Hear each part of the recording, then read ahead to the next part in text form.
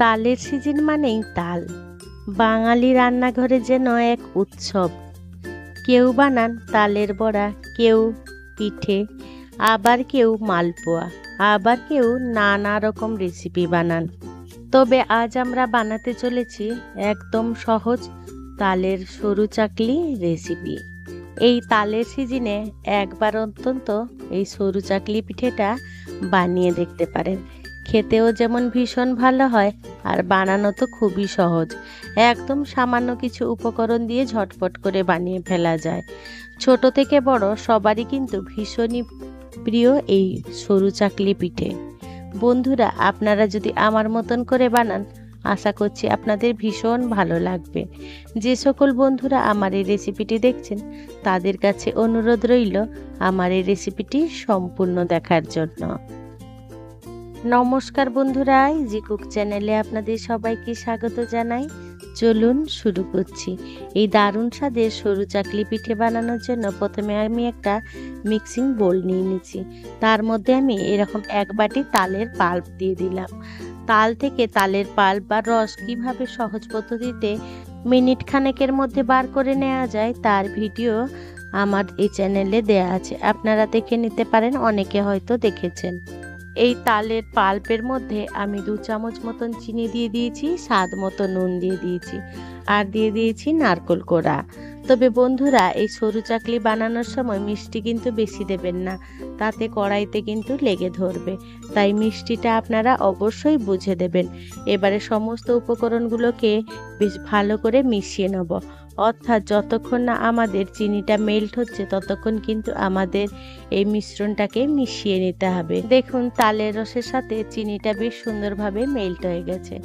এবারে আমি এখানে দিয়ে দেবো 1 বাটি সুজি। আমি এটাকে মিক্সার গ্রাইন্ডার জারে গুঁড়ো করে নিয়েছিলাম।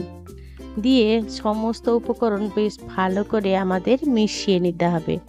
আপনারা যে পরিমাণ পিঠে বানাবেন সেই পরিমাণ আপনারা নিয়ে নেবেন। আমি পরে আবারও চালের গুঁড়ো ব্যবহার করব। আর বন্ধুরা, প্রথমে কিন্তু জল দেবেন না। এরকম শুকনো উপকরণগুলোকে আগে তালের পাল্পের সাথে আমাদের মিশিয়ে নিতে হবে। এবারে আমি দিয়ে দেবো 1 বাটি চালের গুঁড়ো। 1 বাটি চালের গুঁড়ো দিয়ে আবারও বেশ ভালো করে মিশিয়ে নেব। তবে বন্ধুরা, আগে কিন্তু সুজিটা দিয়ে মিশিয়ে নেবেন, তাতে সুজি অনেকটাই আমাদের তালের রস থেকে জল অ্যাবজর্ব করে নেবে। তো পরে কিন্তু আমাদের সেটা বেটার বানাতে বেশ সুবিধা হবে। এবারে অল্প অল্প জল দিয়ে আমাদের এই মিশ্রণটা তৈরি করে নিতে হবে। একসাথে বেশি পরিমাণে জল দেবেন না, তাতে ব্যাটারটা বানাতে খুবই অসুবিধা হবে। আর বেশি জল দিলে দলাও পেকে যেতে পারে, তাই পিঠেটা মোটেও ভালো হবে না। তাই এই পর্যায়ে কিন্তু যারা নতুন রাঁধুনি আছেন, তারা কিন্তু এই টিপসটা জেনে রাখুন। অল্প অল্প জল দিয়ে একটা হ্যান্ড হুইস্কারের সাহায্যে আমি এটাকে মিশিয়ে নিচ্ছি। আমার এই রেসিপিটি যদি কোনো বন্ধু ফেসবুক থেকে দেখে থাকেন, তাহলে আমার পেজটিকে লাইক ও ফলো করে দেওয়ার জন্য অনুরোধ করছি। এই সরু চাকলি পিঠে বানানোর জন্য কিন্তু এই ব্যাটারটা খুবই গুরুত্বপূর্ণ।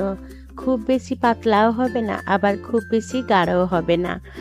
তাই এই ব্যাটারটা বানানোর সময় কিন্তু বেশ হাতে সময় রেখে আমাদের কিন্তু ব্যাটারটাকে বানিয়ে নিতে হবে। 1 বাটি সুজি আর 1 বাটি চালের গুঁড়োর জন্য আমার কিন্তু এখানে 2 কাপ জল লেগেছে। অল্প অল্প জল দিয়ে দেখুন আমি একটা ব্যাটার বানিয়ে নিলাম, আর এটাকে 10 মিনিটের জন্য কিন্তু রেস্টে রেখে দেবো। দেখুন, ঠিক আমি এইভাবেই করে নিয়েছি ব্যাটারের ঘনত্বটা। এবারে ঢাকা চাপা দিয়ে আমি 10 মিনিট রেখে দিচ্ছি। এবারে 10 মিনিট পর ফিরে এলাম। এবারে পিঠে বানানোর জন্য গ্যাসের কাছে চলে এলাম। গ্যাসে একটা ননস্টিকের তাওয়া বসিয়ে দিয়েছি। তাওয়াটা বেশ গরম হয়ে গেলে তাতে কয়েক ফোঁটা তেল নিয়ে নিলাম। তেলটাকে বেশ ভালো করে আমাদের ব্রাশ করে নিতে হবে। আপনারা চাইলে তেলের বদলে ঘিও ব্যবহার করতে পারেন, তাতে পিঠের স্বাদটা কিন্তু দ্বিগুণ বেড়ে যায়। দেখুন, আমি আবারও 1 কাপ মতন জল দিয়ে এইরকম পাতলা করে নিয়েছি।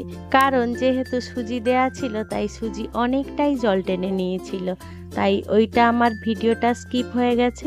তো আমি 1 কাপ মতন জল মিশিয়ে নিয়ে ব্যাটারটা রেডি করে নিয়েছিলাম। 1 হাতা ব্যাটার তাওয়ার মধ্যে দিয়ে দিতেই নিজের থেকেই ছড়িয়ে যাবে। ব্যাটারটা কিন্তু ওইভাবেই তৈরি করে নিতে হবে। আর দেখুন কতটা জালিদার তৈরি হচ্ছে। এবারে আমরা ওয়েট করব এই পিঠেটা উপরিভাগটা হওয়া পর্যন্ত। দেখুন সাইড থেকে কিন্তু পিঠেটা রান্না হতে শুরু করে দিয়েছে। এই পিঠেটাতে কোনো রকম ঢাকা চাপা দেওয়ার কোনো দরকারই নেই। দেখুন ঠিক এইভাবে হয়ে এলে আমি উপর থেকে সামান্য একটু তেল ছড়িয়ে দিলাম। বন্ধুরা, আপনারা যদি এই সরু চাকলি পিঠে একদম নরম খেতে চান তাহলে উপরে এই তেল দেওয়াটা কোনো দরকারই নেই। এই প্রসেসটা আপনারা স্কিপ করে দেবেন। তবে আমাদের বাড়ির সব সদস্যরা একটু শক্ত পছন্দ করে, অর্থাৎ একটু কড়কড়ে পছন্দ করে, তাই আমি তেল দিয়ে বেশ ভালো করে ভেজে নিচ্ছি। উল্টে পাল্টে দুদিক ভালো করে ভাজা হয়ে গেলে ফোল্ড করে তুলে নেব। আর এটা এতটা তাড়াতাড়ি উঠে আসছে, এমনকি আমার মানে কি বলবো, তাওয়া থেকেই স্কিপ করে চলে যাচ্ছে এদিক থেকে ওদিক, আমি তুলতেই পারছি না, এমন অবস্থা। দেখুন মানে খুব সহজেই উঠে আসবে, কোনো রকম ঝামেলা নেই, একদম ইজি প্রসেস। আপনারা এইভাবে অবশ্যই একবার ট্রাই করবেন। দেখুন কতটা সুন্দর হয়েছে। আমি আবারও একটা আপনাদেরকে করে দেখিয়ে দিচ্ছি। দেখুন তেল 1 ফোঁটা কি 2 ফোঁটা দিয়ে আবারও ব্রাশ করে নেব। ভালো করে ব্রাশ করা হয়ে গেলে ব্যাটারটা দেখুন ঠিক এই রকম ভাবেই আমাদের পাতলা করে নিতে হবে। মানে খুব বেশি পাতলা না, খুব বেশি গাঢ় না, এইরকম মাঝারি করে নিতে হবে। অর্থাৎ তাওয়াতে দেওয়ার সাথে সাথেই নিজের থেকেই ছড়িয়ে যাবে। আমাদের উপর থেকে হাতা বোলানোর কোনো দরকার নেই। যদি হাতা বোলান তাহলে এই রকম কিন্তু জালিদার পিঠে তৈরি হবে না। তাই এই পদ্ধতিটা অবলম্বন করে আপনারা অবশ্যই এই সিজনে একবার না একবার এইরকম তালের সরু চাকলি বানিয়ে ফেলবেন। আমার এই রেসিপিটি যদি কোনো বন্ধু ইউটিউব থেকে দেখে থাকেন তাহলে আমার এই ক্ষুদ্র চ্যানেলটিকে সাবস্ক্রাইব করে আমার পাশে থাকার জন্য অনুরোধ করছি। আর পাশে থাকা বেল আইকনটি কিন্তু ক্লিক করতে ভুলবেন না, ওটা কিন্তু অলে দিয়ে দেবেন, যাতে আমার দেয়া সমস্ত ভিডিও নোটিফিকেশান আপনারা খুব সহজেই পেয়ে যান তার জন্য। ঠিক দেখুন একই প্রসেসে আমি আবারও পিঠেটাকে বেশ ভালো করে ভেজে নেব। বন্ধুরা, আপনারা যদি তালের অন্যান্য রেসিপি বানাতে চান তাহলে আমার চ্যানেলে দেয়া আছে একদম তেল ছাড়া তালের বড়া, তেলে ভাজা তালের বড়া আর গাঁদা ফুলের পিঠে তাল দিয়ে বানানো ভীষণ মজার পিঠে। আপনারা অবশ্যই ট্রাই করতে পারেন জন্মাষ্টমী স্পেশাল রেসিপি হিসেবে। এবারে দেখুন সেই একই প্রসেস অবলম্বন করে আমাদের পিঠেটাকে বেশ ভালো করে ভেজে নেব। ভেজে এবারে তুলে নেব। দেখুন কতটা সুন্দর, কতটা জালিদার হয়েছে, একদমই হাতা দিয়েও তোলার দরকার নেই। দেখুন কতটা সুন্দর হয়েছে। এইভাবে অবশ্যই একবার ট্রাই করবেন। এই রকম আমি সমস্ত পিঠে বানিয়ে নিয়েছিলাম একই পদ্ধতি অবলম্বন করে।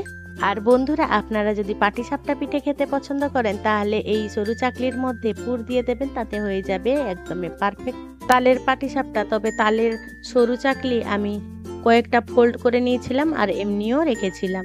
আপনাদের পছন্দ মতন সেইভাবে পরিবেশন করে নেবেন। এবারে একের পর এক আমি একই পদ্ধতি অবলম্বন করে সমস্ত পিঠে আমি বানিয়ে নিয়েছিলাম। বন্ধুরা, আপনাদের কাছে অনুরোধ রইল অবশ্যই এইভাবে একবার এই সরু চাকলি বানিয়ে দেখবেন। আর যদি আমার পদ্ধতিতে বানান আপনাদের কেমন লাগলো সেটা অবশ্য জানাবেন। বন্ধুরা, আজকে আমার এই রেসিপিটি আপনাদের কেমন লাগলো সেটা কিন্তু কমেন্টে জানাতে একেবারেই ভুলবেন না। যদি কোনো অংশে একটুও ভালো লেগে থাকে তাহলে ছোট্ট একটা লাইক দিয়ে দেবেন।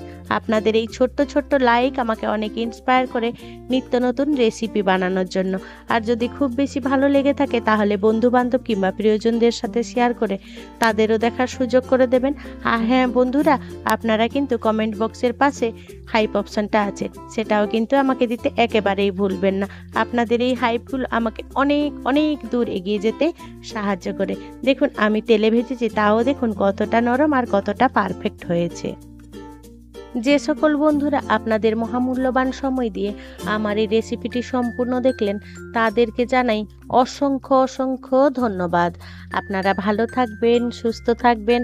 দেখা হবে পরের কোনো নিত্য নতুন রেসিপিতে।